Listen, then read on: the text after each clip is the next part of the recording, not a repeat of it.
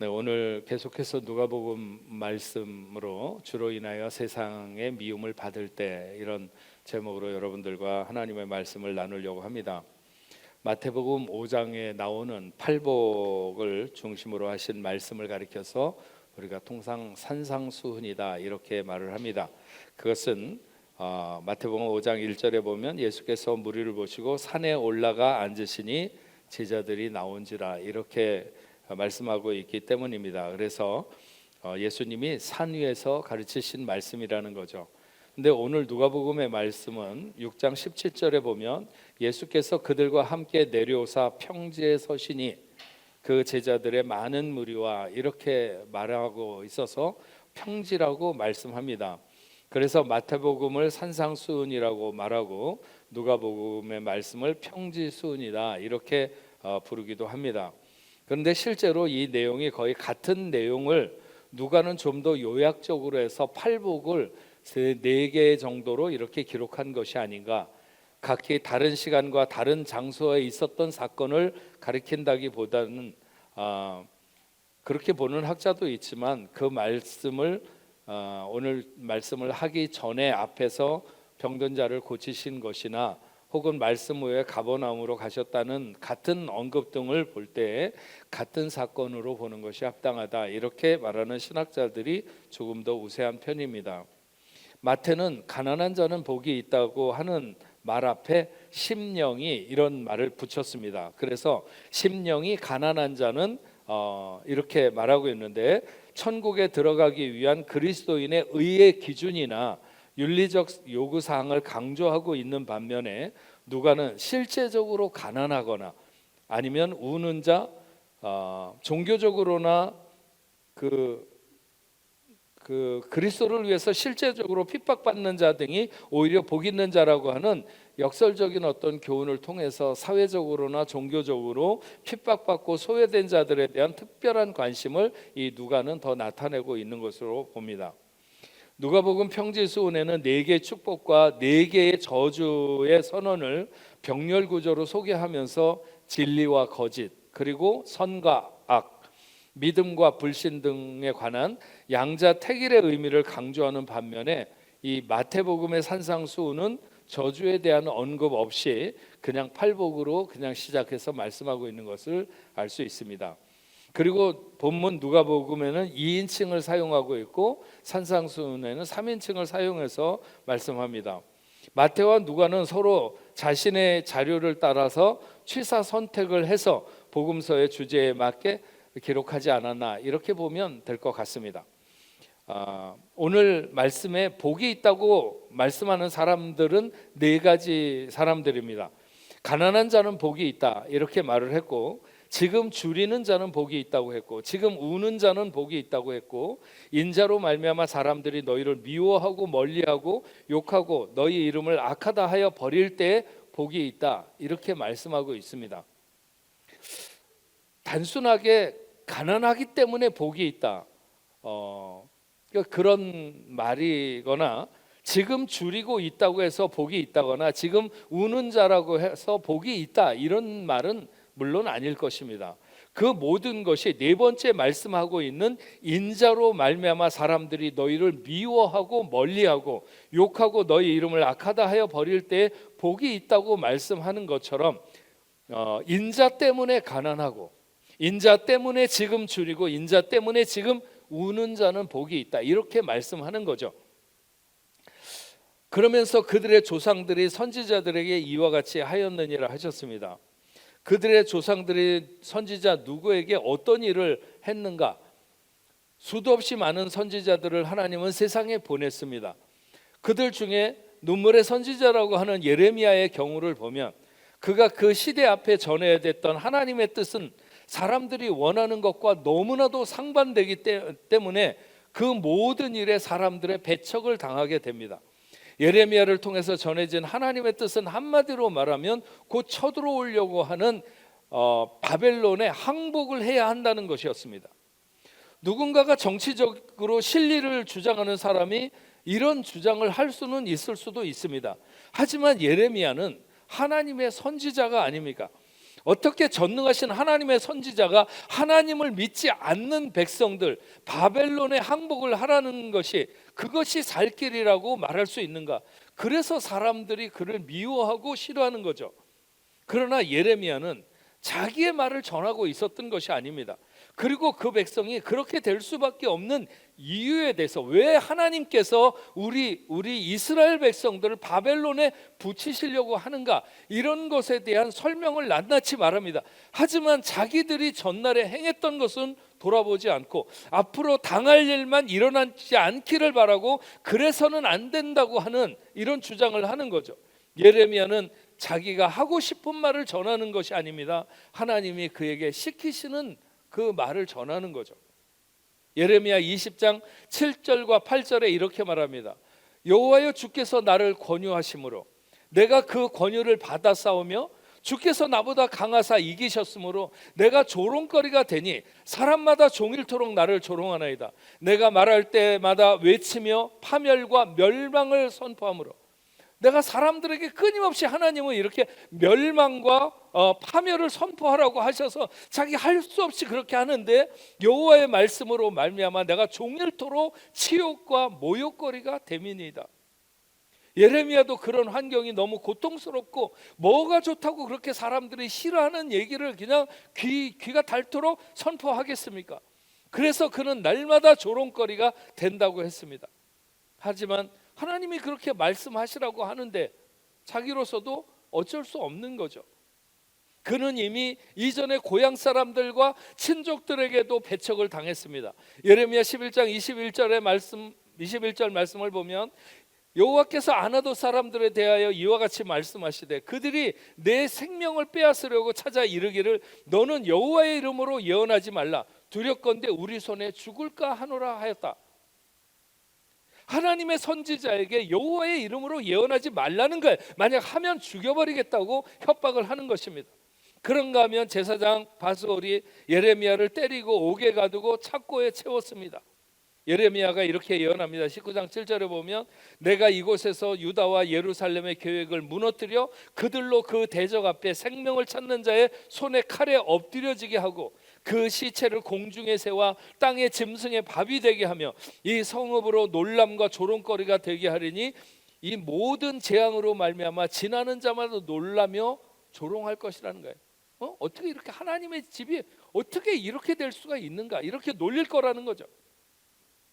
예레미야가 이렇게 예언하니까 임멜의 아들 제사장 바스올이 여호와의 성전에 당시에 총감독으로 있었는데 그가 예레미야의 이런 예언을 듣고 예레미야를 끌어다가 그를 때리면서 성전에 있는 베냐민 문이라고 있는데 베냐민 문 위층에 목을 씌우는 고랑으로 채워두었다. 그러니까 목을 어떻게 해가지고 어디에다 붙들어 매놨다는 거죠. 못 움직이게.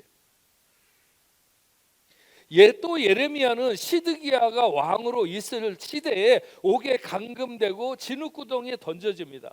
나라의 고관들이 노여워해서 예레미야를 데려다가 때리고 서기관 요나단의 집에 두었는데 그 집을 감옥으로 쓰고 있었습니다. 거기에 아마도 뚜껑을 씌운 우물 같은 그런 그 구덩이가 있었나 보죠.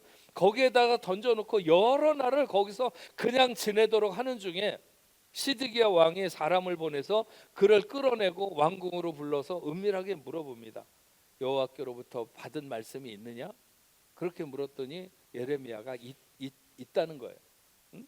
그래서 뭐냐 물었더니 왕이 바벨론의 왕의 손에 넘겨질 것이라는 거예요. 물어보는 당신이 바벨론 왕에게 넘겨질 것이다.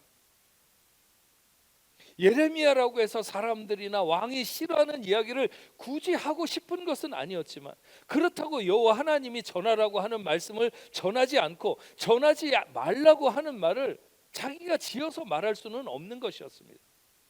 하나님의 사람이 기울어져가는 자기 나라의 운명을 보며 자기 나라를 침공하려고 하는 바벨론에 항복해야 된다고 하는 말을 그렇게 말하는 것이 뭐가 좋겠습니까?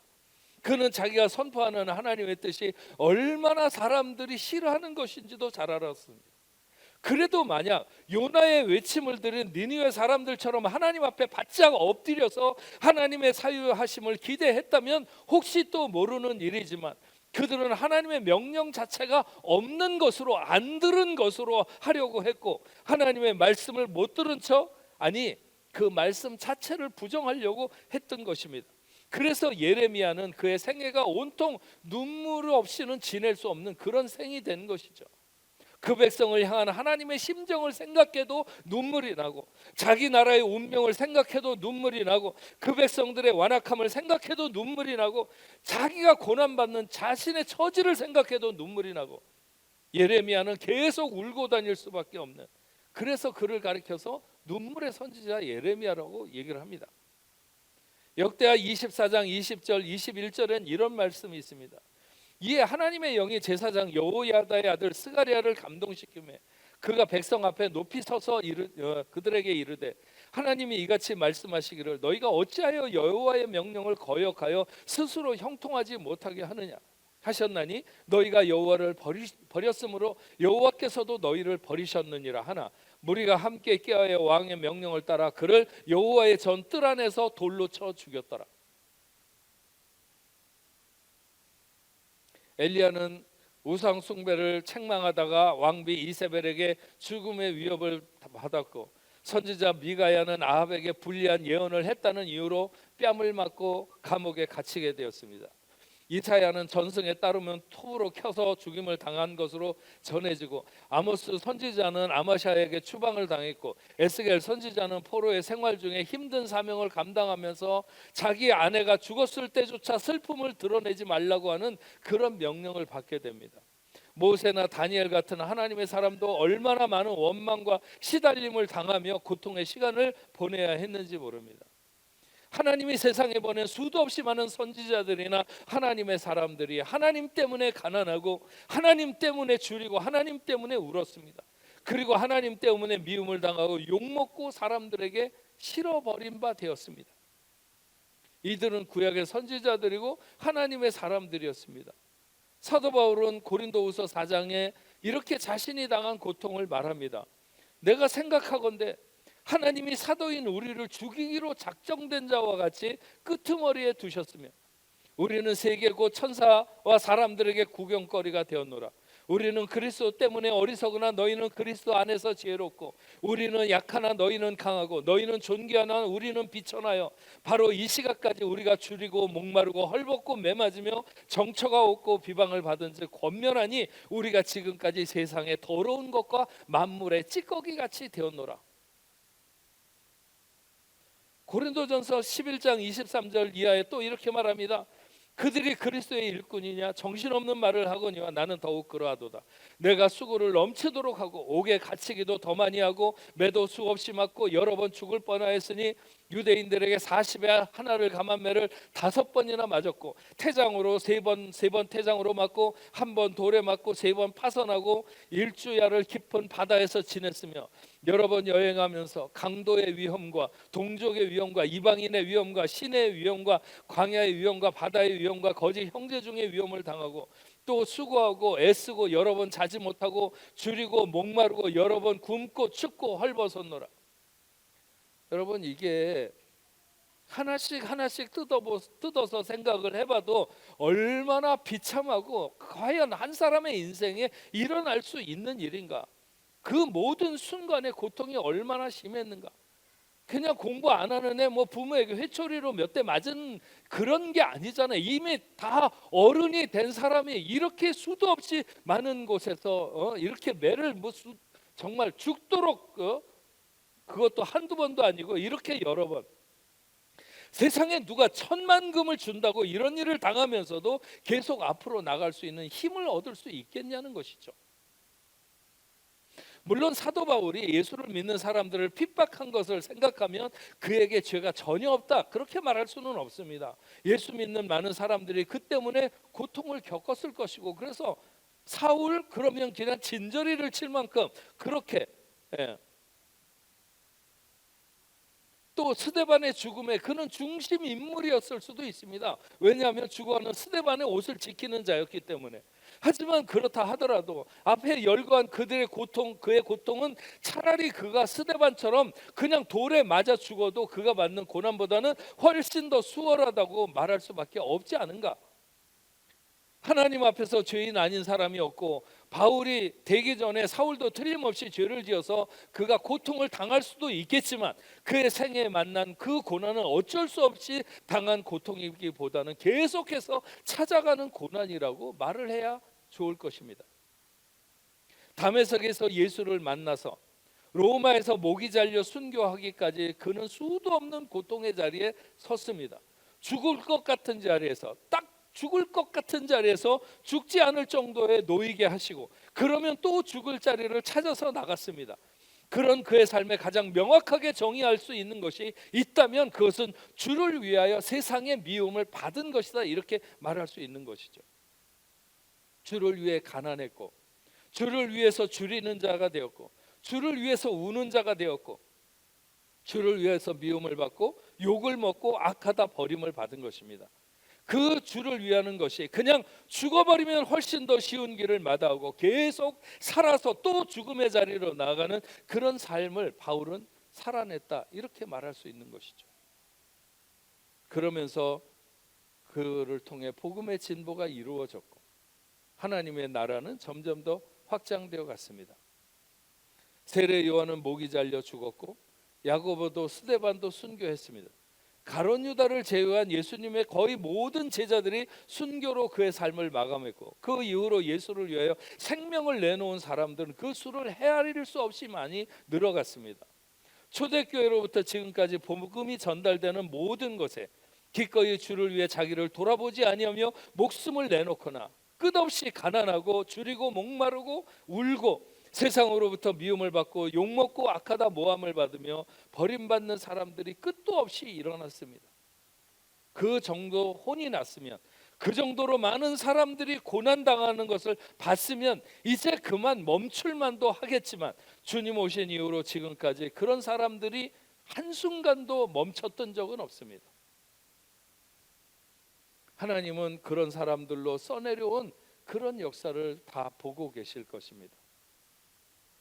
프랑스의 그런 선교가 박해를 받던 시절, 네 번째 종교 전쟁으로 앙주의 앙리 3세, 그러니까 아직 왕에 오르기 1년 전인 1573년 2월에서 6월까지 자기의 근위병을 동원해서 저쪽 그 바닷가에 있는 라오셸 성을 이렇게 포위하게 됩니다.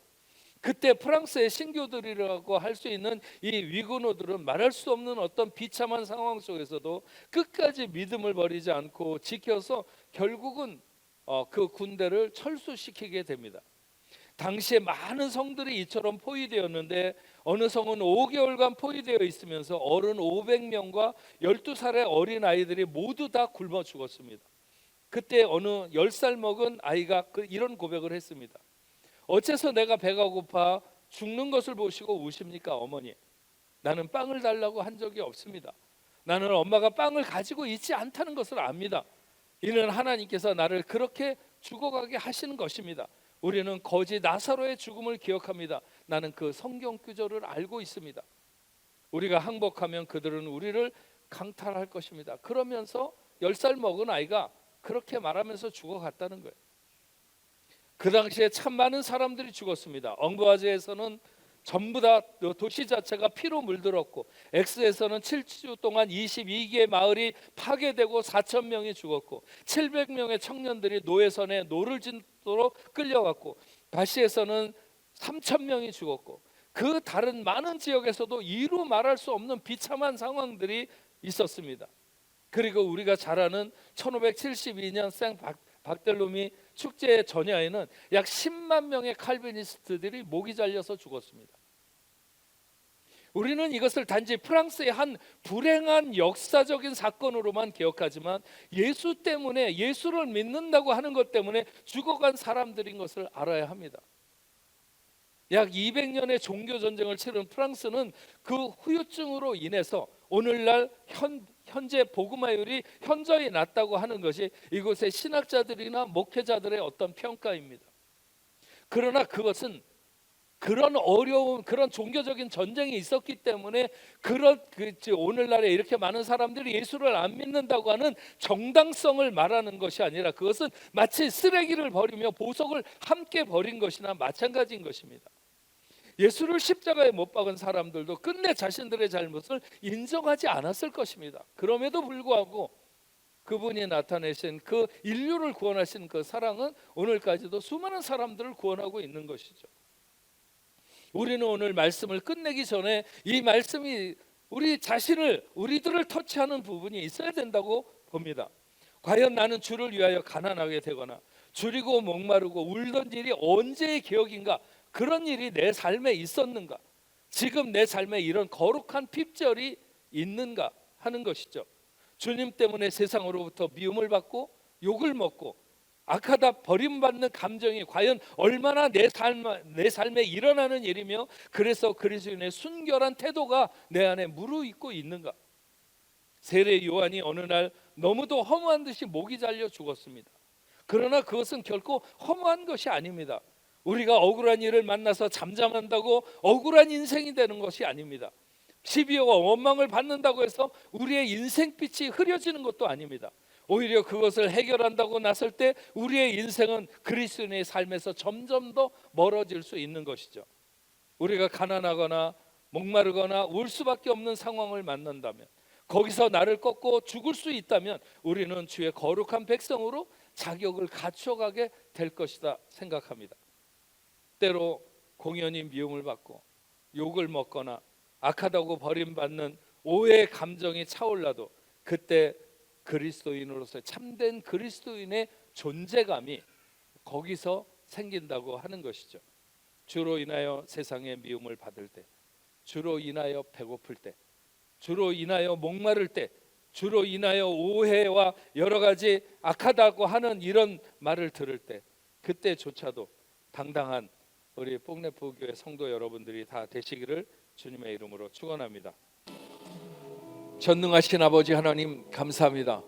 오늘 누가복음의 말씀을 통해서 주를 위하여 고통을 받는 자, 주를 위하여 우는 자, 주를 위해서 가난한 자, 아버지 하나님 핍박을 받는 자, 환난을 당하는 자, 우리가 단지 환난을 당하거나 핍박을 받거나 아니면 가난하다고 해서 복이 있는 것이 아니라 주를 위하여 그렇게 할 때 우리에게 복이 있으리라 말씀하셨습니다.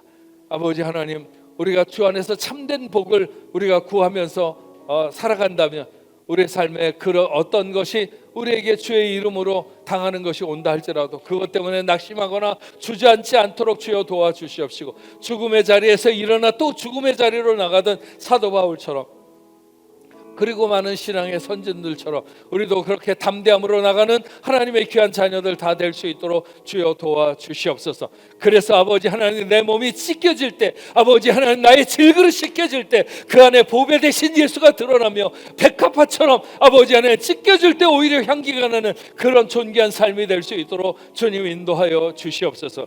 전능하신 아버지 하나님, 오늘 아버지 하나님 우리 치유주일로 당신의 사랑하는 자녀들 가운데 질병으로 인하여 고통받거나 힘들어하고 어려워하는 하나님의 자녀들이 있습니까? 하나님은 아버지 하나 우리가 깨끗하게 고침받기를 원하고 온전해서 기뻐 뛰면서 찬양하기를 원합니다. 아버지 하나님, 평생을 성전 미문에 앉아있던 아버지 하나님, 그가 베드로와 요한의 아버지 하나님 그 명령을 따라서 일어날 때 아버지 하나님, 하나님을 찬양하고 기뻐하며 성전으로 달려나갔던 것처럼 아버지 하나님, 믿음의 자녀들, 당신의 사랑하는 자녀들에게 어떤 질병이 있든지 이 시간 예수의 이름으로 명하시다 모든 질병이 떠나가게 하여 주시옵소서. 예수의 이름으로 명하노니, 나사렛 예수의 이름으로 명하노니 모든 질병이 당신의 사랑하는 자녀들에게서 떠날지어다, 떠날지어다, 떠날지어다. 하나님 깨끗하게 고쳐 주시옵소서. 또 저들의 마음의 소망을 따라 아버지 하나님 아기를 갖고 싶어하거나 아니면 아버지 하나님 앞에 바라는 소망이 있는 가정들마다 응답하시고 아버지 하나님의 역사하여 주시옵기만을 간절히 바라옵고 원합니다. 아버지 하나님, 오늘도 하나님 앞에 서며 저들이 귀한 예물을 하나님 앞에 올려드립니다. 이 모든 것이 우리의 것이 아니라 하나님의 것인 것을 알고 올려드리는 당신의 사랑하는 자녀들, 저들의 생을 복되게 하시고 아버지 하나님, 아무리 세상이 어렵고 힘들어도 하나님의 자녀가 하나님의 도움 가운데 살아갈 수 있도록 주여 도와주시옵기만을 간절히 바라옵고 원합니다.